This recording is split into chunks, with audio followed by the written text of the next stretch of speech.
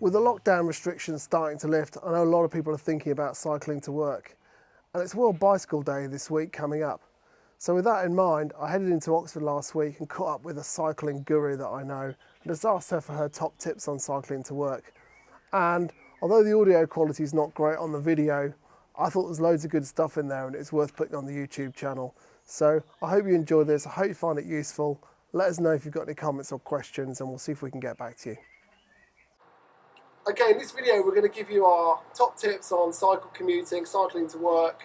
We know a bunch of people are going to be doing that in the next few weeks as you return to work and get your bikes out. So we have gathered together all of our top tips and everything we've learned over the years of cycling to work. We are in Oxford, one of the best places around to cycle to work, and there's loads of people doing it. And I've got somebody along, Mairi, who is a super bike commuter and it's got loads of good tips. So we're going to go through a little bit of the bike setup. We're going to go through what's in our bag, some other things to bear in mind if you're cycling to work, and we'd love to know what you think and drop us any comments and we can try and answer them for you. So here's my trusty old bike. It's my old steel tourer. It's absolutely ancient, it's absolutely bomb-proof. It's fantastic for cycling to work. It's got big tyres, it's got mud guards, which at this time of year makes no odds, but in the middle of winter, mud guards will be your best friend. It's also got a really strong pannier on the back, and I'm a big fan of pannier bags. It just stops you getting sweaty on your back and all that kind of stuff, and makes it much nicer to cycle. So that's my bike. Mairi, what do you think? What's important to you on the bike? Right, first thing, brakes. Especially if you're just getting your bike out of the garage for the first time in years, make sure your brakes are working. Super, super important. And I guess also make sure you got your helmet ready. So obviously safety, want to make sure that that's all good. And get yourself a good lock, because if it's not locked somewhere, it will get nicked. Yeah, I know loads of people have had lovely bikes stolen from stations, and it's really, really gutting, and nobody wants that to happen. So pick yourself up a big lock, gold secure standard, stick it on the bike, you know, it's always going to be there, and you can stick it around gates, lampposts, cycle racks, whatever, and hopefully you won't have any troubles. This bike's also got like a few tubes in the back of this little bag, and it's also got a pump on it, which are both really useful, but I tend to take them off the bike when I leave it parked in public places, just because I don't want people walking off with them for a bit of fun. It's really annoying. So that kind of stuff, I just tend to chuck it in the bag when I'm finished. Anything else on the bike? Bell. Bell. A loud Third bell. time. Get a big bell or a big hoot on it. At the moment with shared cycleways and pop-up cycle lanes and all that kind of stuff, it's going to be really important to have a good bell, just to warn people that you're coming. And you know, nobody likes to have a cyclist shooting by their ear without warning, so that's really handy. We'll come on to talk about things like lights and stuff in a bit. The only other thing on my bike here that's quite handy is a little thing here to mount the phone. I tend to do a lot of cycling around new places where I often use the maps and stuff, and so the phone sticks on here. It's quad lock, and they're absolutely awesome and really worth having if you need to use your phone for navigation and stuff. Okay. Happy days. Happy days. Should we talk about our bags? Let's do that. So we've both got our commuting bags. This is kind of probably more of our winter setup than our summer setup. So summer setup, you know, anything goes, isn't it? But in the winter, you're going to have to think a little bit more about being prepared for different weather. And to be honest, you know, we could get a thunderstorm. Probably not likely today, but I wouldn't want to get wet on the way home. So Absolutely. what's in your bag? What is in my bag? Right.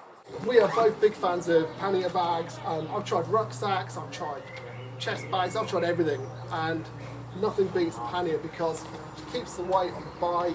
It means your body's free to kind of move around, look around, so it's nice and safe, and you haven't got weight on your back, which if you're cycling any distance is actually quite tiring, and it's just not comfortable. So a pannier and a decent waterproof bag. These Ortley ones, Royal ones are really good, and they will definitely kind of last you for years and a good investment. So what's in your bag? Right.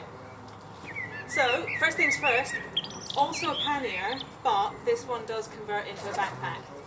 So if you need to wander around town afterwards, that is pretty handy. Deodorant, really important if you're cycling to work. And I've also got a little umbrella in there. Those are pretty much permanent features. I quite often just stick my water bottle in my backpack as well, but obviously you can go on the bike as well. And then top pocket is just where I put things that I want to have really accessible, like keys and that kind of thing. Next pocket on mine is not quite as accessible, so at the moment that's got like my spare inner tube, my bike lights are in there. I've got a couple of waterproof thing for my saddle. They're just bunged in there for safety in case I need something. Yeah, saddle cover. That's a really useful one. That is a really useful one.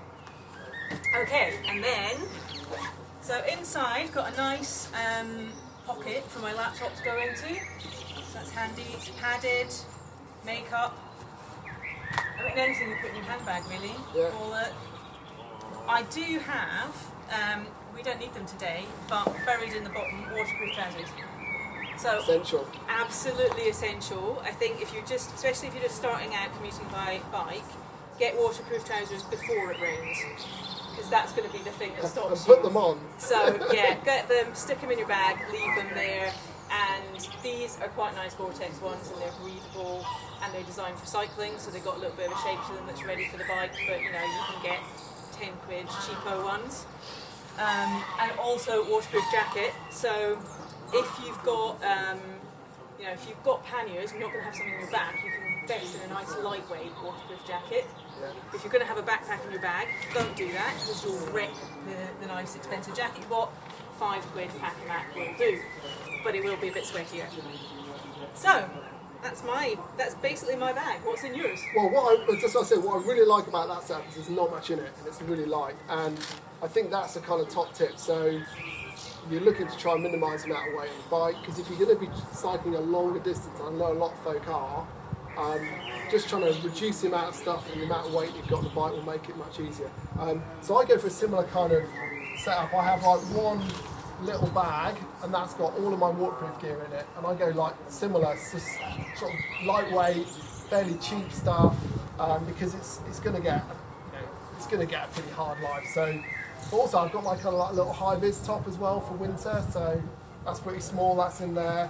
One other thing that I won't get out but is in the bottom of here is shoe covers. I really don't like getting wet feet when I cycle, and so I've got some little shoe covers that I put on, and that just means you're going to cycle to work, you're going to arrive with dry feet, and the worst thing is spending a couple of hours or more with wet feet thinking, I wish I didn't. Anyway, so, and actually, interestingly, I don't normally carry a waterproof coat. I just carry a little, really lightweight, it's like a wind top, I suppose, but I like it because it's really small. You can see this is a kind of slightly more expensive brand, but everything in there basically keeps me dry and seamed.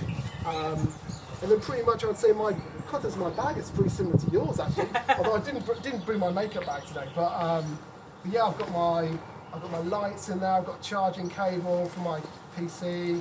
One other thing I sometimes use is it's a shirt carrier. Like you'll see business travellers and stuff use these in their suitcases. But if you go for like a smarter meeting or something, you know, I won't cycle necessarily in a shirt, but I might stick one in here, and like the mandatory deodorant. And actually, I've also got just like, sorry, this is a bit geeky now, isn't it? Like a tiny little towel in there. So if I do need like an emergency shower because I've got soaps or whatever, it's all in there. So that's there, and I've got my laptop in there, and I can just stick the rest of the stuff of the bike in the bag, and then it all kind of closes off and it's waterproof, and hasn't let me down yet. Excellent. Nice one. What are we going to talk about next? Well, actually, what about actually cycling around the city? You've been doing that for years. I have been doing that for years. Oh, tips for cycling around the city. Well, I guess first things first, especially if you've not done it for a while, just go out at the weekend when it's quiet and check the route out, see where you're going, and worth trying to plan your route online, because usually Google, whoever, will give you the cycle routes that are quiet with lanes or little cycle paths, so you're not going on busy roads.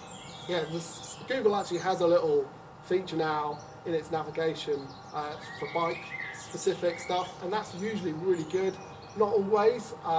Definitely check it. It's worth, especially if it's a place you're not used to. Get Street View out and have a look and see if it's actually possible to cycle through. Occasionally you get bridle paths. Yeah, a little gravel tracks.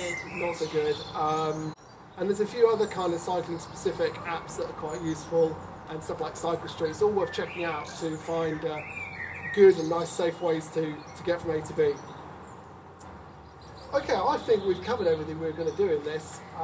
If there's anything you want to know, flick us a comment in the YouTube comments, and we will have a look at it, and we'll try and let you know what we think, and let us know if you've got any ideas of your own that we've missed out.